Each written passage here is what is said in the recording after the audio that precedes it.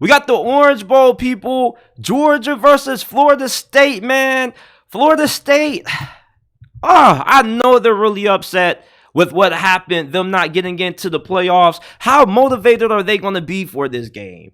Now, the majority of their best players have opted out. They're not going to have Keon Coleman or Johnny Wilson or Jaheim Bell. Their starting running back, he's not playing neither. You are going to have Tate Rodemaker back at quarterback, but he didn't really look too good against Florida.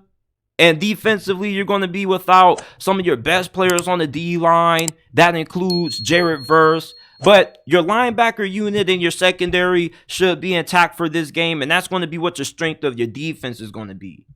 And offensively for Georgia, I think that their offense isn't just going to be able to be highly efficient like how they've been for the most of the year against this FSU secondary. They are pretty talented, and they do have pretty good depth at that position as well if one of those starters opts out.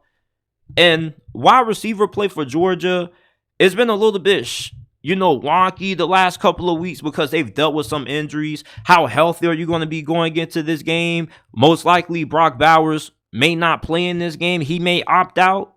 But if he does, then I doubt that FSU is going to have anybody that can stop him. But if he doesn't play in this game, then I do think that it's fair game for what Florida State and how good they can be defensively against you offensively. And they still do have pretty good talent on their defensive line when it comes to their ability to get after Carson Beck.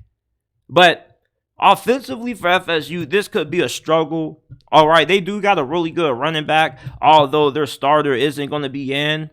And they're going to need him to be the star in this game. Tate Rodemaker against this Georgia secondary is probably going to have a lot of issues. And the majority of their starters are going to be playing in this game. They're not really expecting a lot of big opt-outs on this side of the football. And they haven't really allowed anybody to throw for more than 200 and something change for majority of the year. Even when they went up against Alabama, like Jalen Milroe didn't have a fantastic day throwing the ball against them. FSU's passing game, it looked awful against Louisville. Tate Rodemaker, he definitely is better than Brock Glenn, but against this Georgia defense, he's going to need to be able to make some high-level throws. And we're going to see how much talent FSU has behind their starters that played this season and what they're going to be looking like at that position going into next season. Because if you don't have good receiver play or good quarterback play, you're not going to be able to have a chance against Georgia.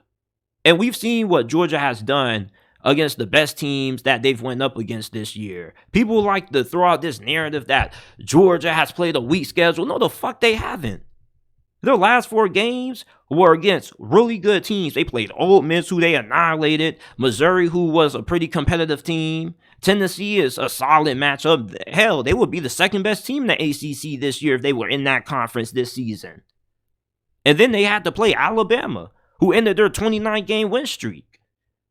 Florida State, they just, it's just a bad game for them, matchup-wise. Georgia is just more superior to them talent-wise in this matchup. It's really disappointing that the players are opting out. You understand why they're opting out. They wanted to have a chance to compete for the national championship, and they got robbed of that by the committee, they feel like.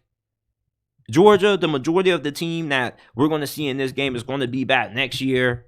Maybe minus Brock Bowers and Mims, their starting left tackle. And FSU just doesn't have enough offensively at wide receiver and quarterback to be able to even have a competitive game with Georgia. They may be able to keep it close for a couple or 2 quarters, but eventually Georgia should just pull away with this thing.